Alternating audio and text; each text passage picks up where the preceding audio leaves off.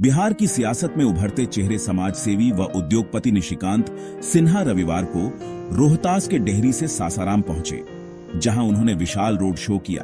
बताया जा रहा है कि हजारों वाहनों का यह रोड शो करीब 2 किलोमीटर लंबा था। इस महारैली के दौरान करीब 1 दर्जन बुलडोजरों के जरिए लोगों ने रैली में पर पुष्प वर्षा की। वहीं हजारों की संख्या में लोग सभा स्थल पर मौजूद थे।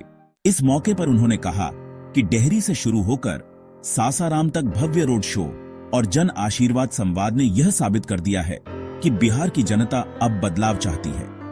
कुशवाहा समाज बंधुओं ने भी मीडिया से बात करते हुए कहा कि निशिकांत में भविष्य का बड़ा नेता नजर आ रहा है। वह बाबू जगदेव प्रसाद के बताए मार्ग पर चल रहे हैं और लोगों के अधिकारों की बात रख रहे हैं। समाज के जो नेता सत्ता में वह कूहा बनकर रह गए हैं, दूसरे के कहने पर चलते हैं। हजारों लोगों ने इस अभियान में हिस्सा लेकर साफ संदेश दिया है कि वह झूठे वादों से थक चुके हैं। कुशवाहा समाज से आने वाले निशिकांत कुशवाहा और पूर्व मंत्री रेणु कुशवाहा ने सभा को संबोधित करते हुए क्या कहा, सुने इस वीडियो में।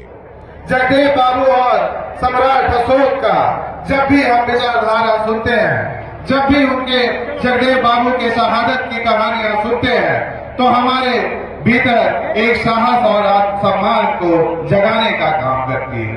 जगदेव बाबू ने हम लोगों को जो संदेश दिया था, जिसकी जितनी भागीदारी उसकी उतनी हिस्सेदारी, इसे हासिल करने के लिए हम सभी 90% लोगों को एकजुट होकर इसे हासिल करना होगा।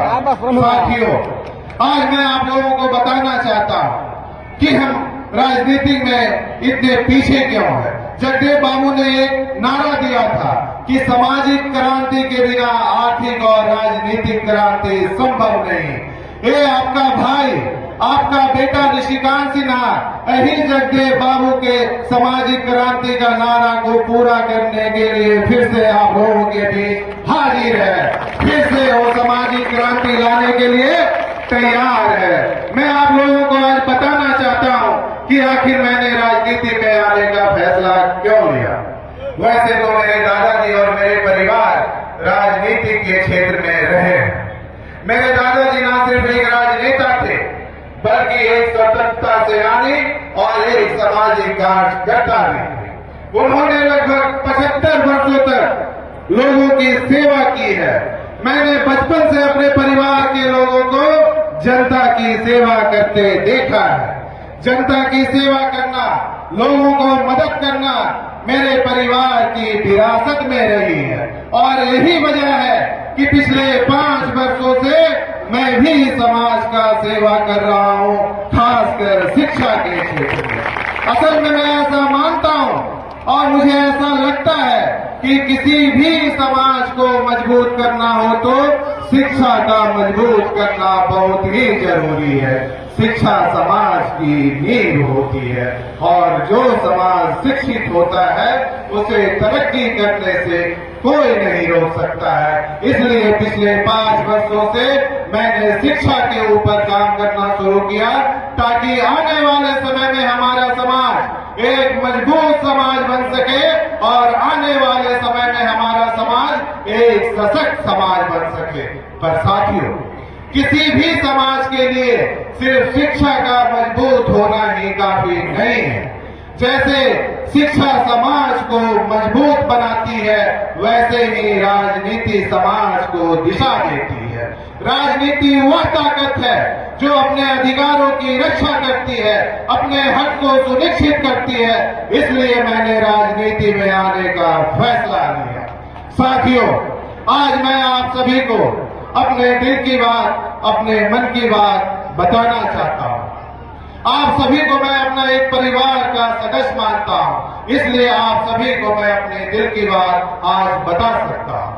मैं कभी भी राजनीति में नहीं आना चाहता था। मैं 20 वर्षों से अपना बिजनेस कर रहा था और 20 वर्षों की कठिन मेहनत के बाद मैंने बिजनेस की दुनिया में एक अलग पहचान बनाई। मेरा भी एक सपना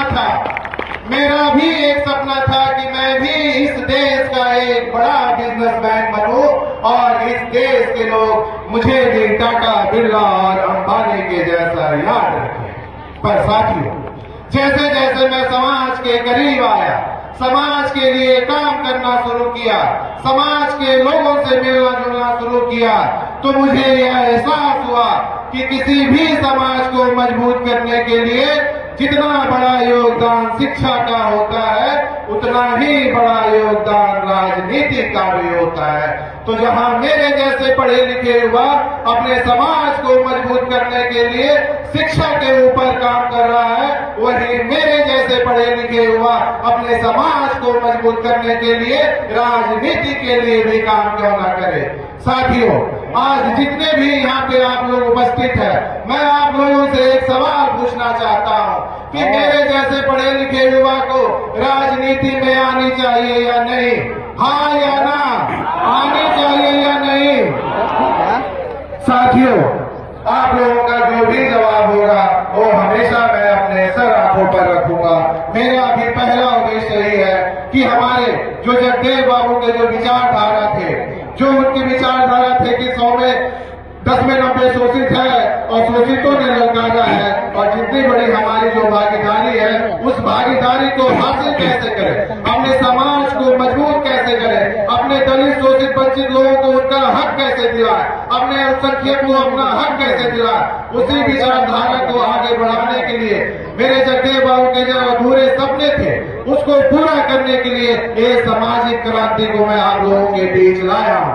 मैं पूरे 3 महीने में मैं पूरे बिहार का दौरा करूंगा, हर जिला में संवाद करूंगा, हर जिला में सामाजिक क्रांति लाऊंगा, अपने लोगों से मिलूंगा, अपने लोगों के विचारों को समझूंगा।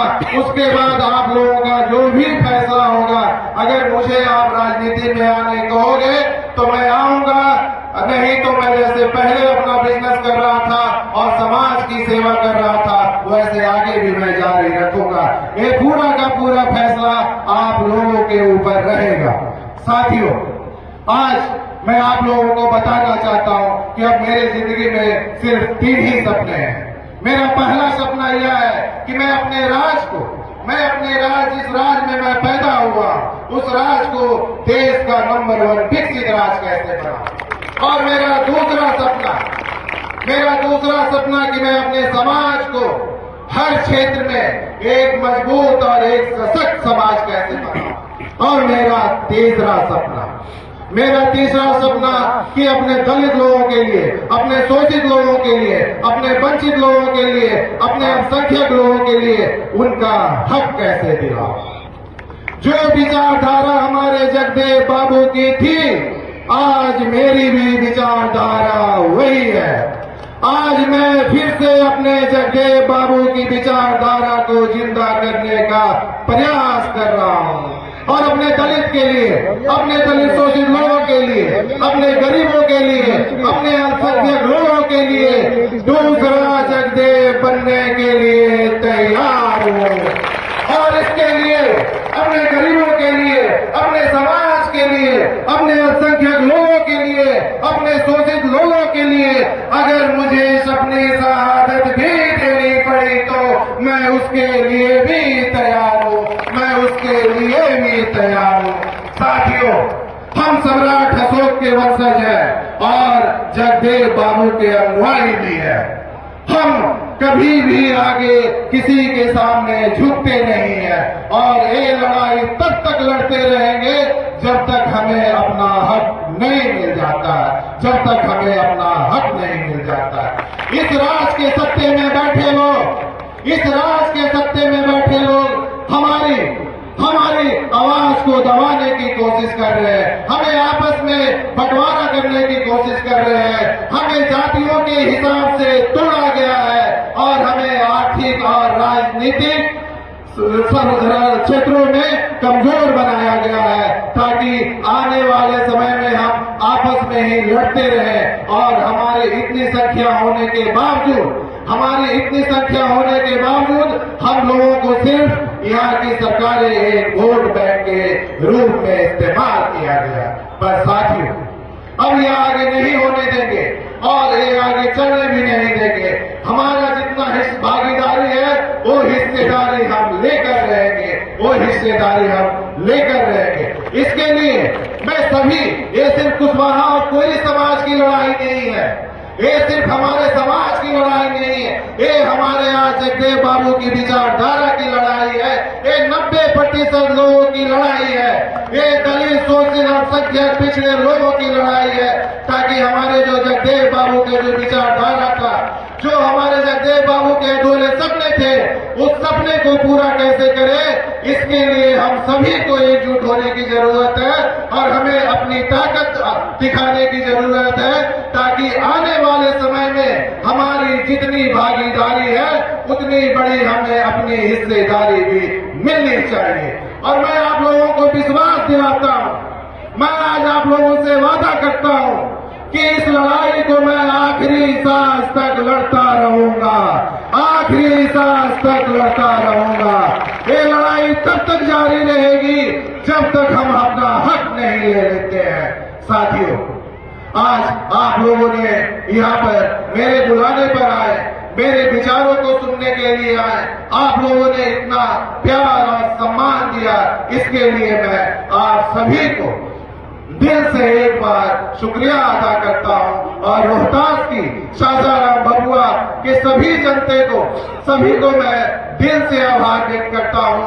आप लोगों ने इतना प्यार दिया, इतना सम्मान दिया और इस पवित्र धरती पर मैं अपने जगजीवन राम जी को, अपने जगदेव बाबू को अपने तहे दिल से, हृदय की गहराई से नमन करता हूं। थैंक यू, धन्यवाद। साथियों, कहा गया है कि हजारों साल नरगिस अपनी बेनुरी पे रोती है, हजारों साल नरगिस अपनी बेनुरी पे रोती है, तब कहीं चमन में पैदा होता है एक दीदावर, तब कहीं चमन में पैदा होता है एक दीदावर। और आज वो दीदावर आज पुनः जगदेव बाबू के बाद निशिकांत सिन्हा के रूप में आपके सामने इस मंच पर उपस्थित है, इस मंच पर उपस्थित है आज आपके सामने इस बिहार का कायाकल्प करने के लिए। साथियों, समय तो बहुत ही कम है, हमें भी आज एक बेगूसराय एक शादी में जानी है।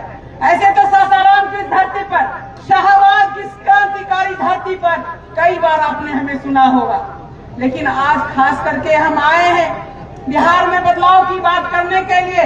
मैं आपको कहना चाहती हूँ कि जब लालू जी का राज था 1990 में 800 करोड़ रुपये का पशुपालन घोटाला हुआ था और उस समय उसके बाद बिहार में आंदोलन हुआ। 1994 में नीतीश जी की अगुवाई में हम लोग राजनीति में आए और 11 साल हम लोग सड़क पर हम लोग संघर्ष किए।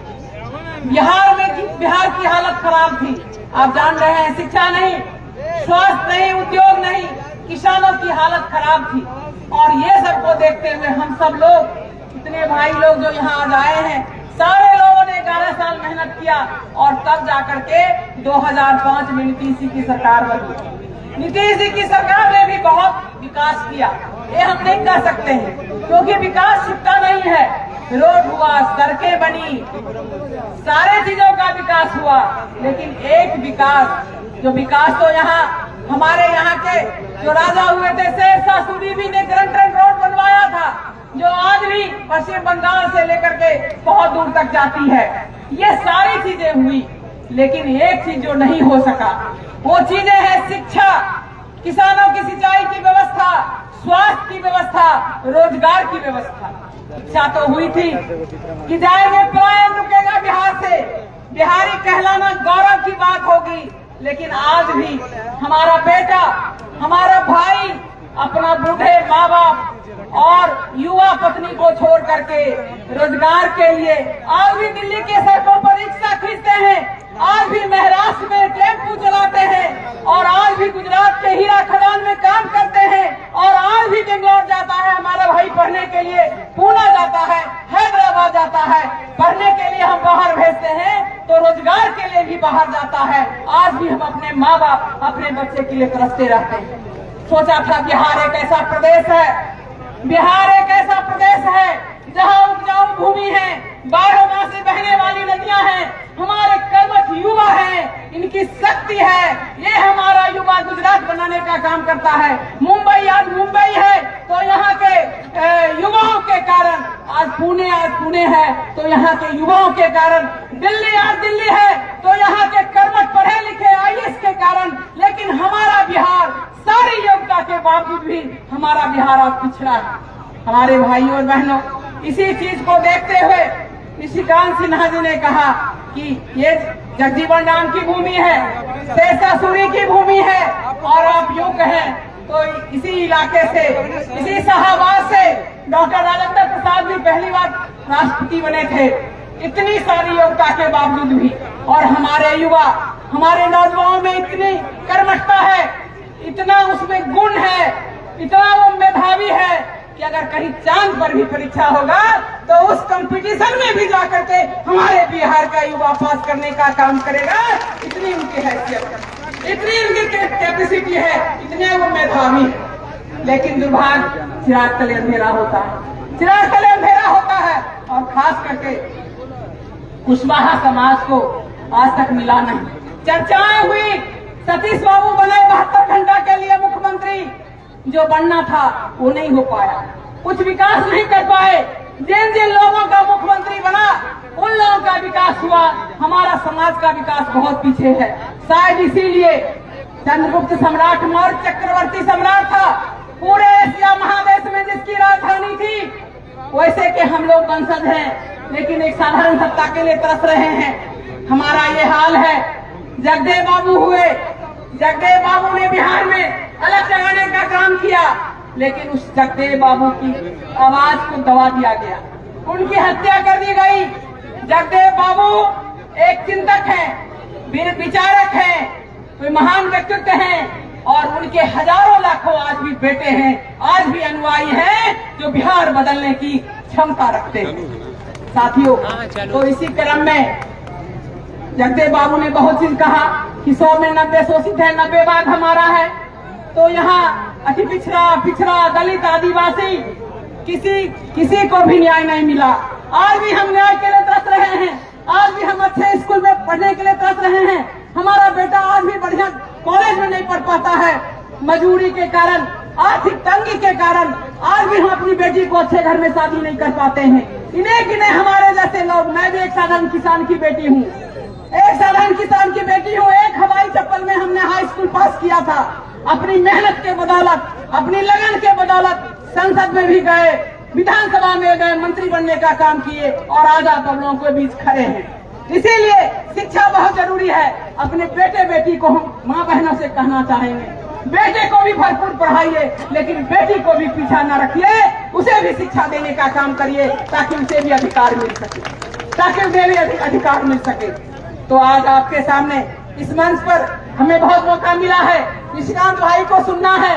मैं तो उनको बहुत धन्यवाद देती हूँ, छोटे भाई निशिकांत जी को, कि सारे अपने काम धंधा को छोड़ करके बिहार के लिए उन्होंने इच्छा प्रकट की कि हमारी आबादी इतनी है, हम शोषित 90% है, शोषक लोग 10% है, फिर हमें अधिकार क्यों नहीं मिलता है? हम काम करेंगे बिहार में। हमने कहा बिहार में काम करना, बिहार के लोगों के लिए काम करना आजकल के युग में दुधारी तलवार पर चलने का समान है। आप इधर से चलिएगा तब भी कटिएगा, इधर से चलिएगा तब भी कटिएगा। लेकिन निशिकांत सिन्हा जी ने कहा कि हम कटने के लिए तैयार हैं, हम मिटने के लिए तैयार हैं, लेकिन हम बिहार में बदलाव करने के लिए भी तैयार हैं। इसीलिए मेरे भाइयों, मैं आपसे आग्रह करने आई हूँ कि रेरो की दृष्टि को न यहाँ, रेरो की दृष्टि को न यहाँ जाने दे उनको स्वर्गधीर, पर लौटा हमें गांडीव गदा, लौटा दे निशिकांत धीर वीर, लौटा दे निशिकांत धीर वीर। तो मेरे भाइयों और बहनों, इसलिए मानने आई हूँ आपकी सहायता। कहा गया है, आप लोग तो हमसे ज्यादा विद्वान हैं, कहा गया है एकता में ही बल होता है, एकता में ही बल होता है। हमारी उंगली खुली हुई है तो उतनी ताकत नहीं है, हम मुट्ठी बांधते हैं तो हमारी ताकत बढ़ जाती है। हम किसी को गिराने की क्षमता रखते हैं, किसी को हराने की क्षमता रखते हैं।